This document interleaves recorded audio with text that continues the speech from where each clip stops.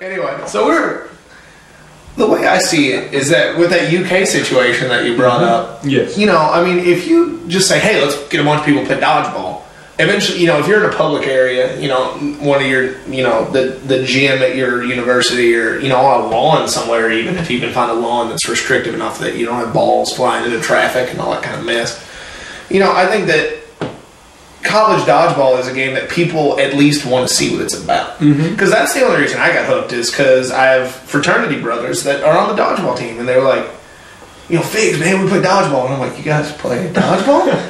Like, competitively? And they were like, yeah, dude, it's extreme. And I was like, all right, I'll check it out. And then, lo and behold, That's how I got onto our team. And I mean, this is it doesn't take near as much effort to do this, but I know I'd gone to drive somewhere on campus and got to my car and saw a little flyer under my windshield. Some campuses may not allow that, so be sure you check on that first. A little flyer with just, minimal information, the WQ Dodgeball team, a contact number, some basic information. And I was like, well, I'll give it a shot, and called, got a hold of Josh Raymer, and, maybe a week or two later, I was at practice. So, I mean, say what you want about Josh Raymer. The man has a brilliant mind for recruiting. And I'm not just buttering him up because he gave me this job and he's giving me free waters all day and he's sitting right here where he could hit me if he needed to. I was trying to work my way into dinner for later. But that's something, I do want to raise, actually, because getting paid nothing isn't cutting it. But the point is that, if you want to start a team, Raymer's all over the website. Just shoot him an email. That's, or any one of the captains in your area, give him a phone call. Because, even in talking to Ian, neither of us I've never met Ian. But, everybody involved in college dodgeballs, they're all good people. It's not like you got to call Joe Torre or something to get some advice. Lou Pinella, even. You're gonna find help anywhere you want. Ian said that they've been trying to encourage different teams in Michigan to start. If you need any kind of help, you got to seek it out, but somebody will give it to you. Yeah, and with how organized the group of captains are now, and I know every captain that I've ever met is incredibly nice, incredibly willing to give advice, always ready to help out in any way they can. So I'm sure everyone knows how to get a hold of Josh Raymer or any of the other captains. Just get a hold of them because they probably have a better idea how to do it than a player and just some dude in a Spider-Man some dude in a Spider-Man t-shirt doing a podcast. So definitely get a hold of them. It's not as hard as it sounds, and most universities have a program set up to help club teams get started and do some advertising. Yeah, I'm sure your SGA will give you a little bit of a budget that you can work. You just gotta. It's gonna take work, but you can't be afraid of it. So, on that note, we talked about westward expansion. Out of Michigan down and out of the West. Where's dodgeball headed next? See, that's a good question because I know we've got some teams in the South. Like I know Northwestern State in Louisiana, headed by Mark Springer. And on a side note, their team is nothing but football players apparently, which means they won't have much of a team in the fall when they start back up. Get ready for that run to the line to maybe get a little intense there. So we've definitely got some southern expansion. We've seen it move out west. I guess we could go a little bit east, but I guess from here our choices are Canada or Mexico. I think that the eastern seaboard, New England, I think that if somebody can just ignite, because there's so many universities crammed in such a small area, because those states are teeny tiny. They are. And, it would, especially in the eastern seaboard where, those universities are so close together, it wouldn't be a challenge at all. But I think if somebody can get up there and maybe ignite a little bit of interest, I think the Ivy League could be great dodgeball schools.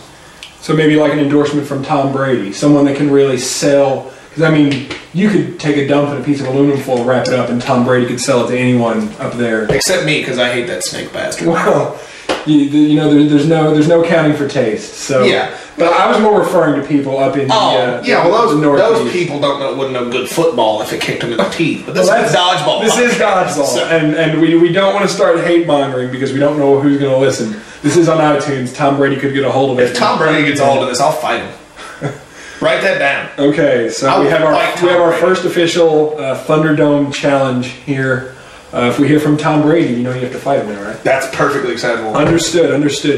I think the only place that we've really got left to go is the eastern seaboard. So, we can go northeast or southeast, but from there, I think we pretty much have it covered. I think a Canadian league would have merit. I think a Canadian dodgeball league would be scary because you look at the way Canadians play normal American sports. You know, they make a football field 20 yards longer and add a fifth down. I mean, These Canucks are intense, yes. Good God knows what dodgeball would look like if they got a hold of it. It could be scary.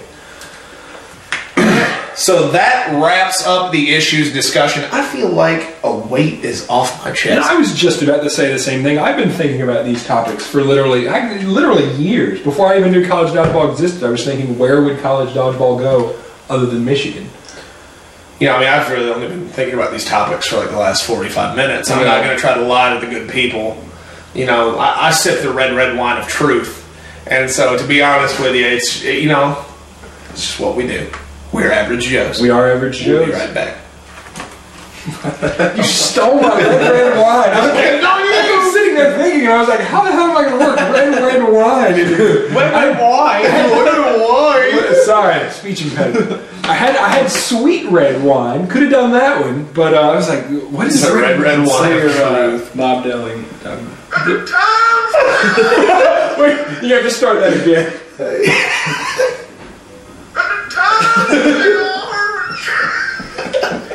We're back on Average Joe's. We're back, and that was the Bob Dylan Power Hour. Oh my god. I'll go with that one. That was about 18 minutes. I can't believe you said on our podcast that you wanted to fight Tom. And threw the word bastard. Can you hold on to that? Yeah. Well, hold on to that. I'll let that slide. Sneak bastard. I do too. Oh god. Oh my god. Hey, obviously.